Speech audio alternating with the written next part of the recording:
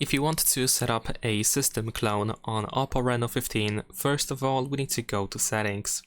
Once you open settings, we should be able to find security and privacy, and then in here scroll down in order to find the system cloner.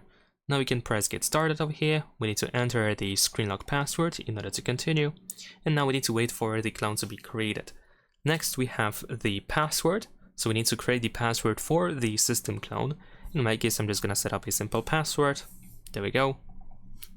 And after that, we can also use a fingerprint. So you can enroll a fingerprint for the system clone. So you can use a different finger to easily access the system clone.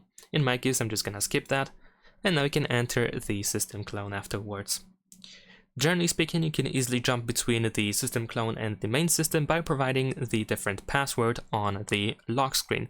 So as you can see now, if I go to the lock screen, I can either enter the system clone password in order to open the system clone, and then it looks like this.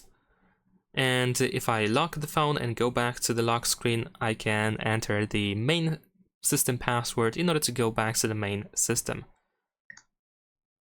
It should take a couple of seconds.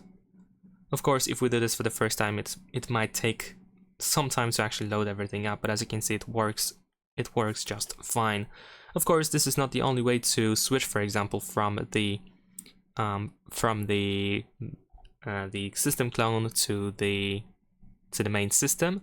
You should also be able to find the back to main system button, which is, for example, in the app drawer over here. So this allows you to quickly go back to the main system as well. And that is pretty much it. Leave a like and subscribe.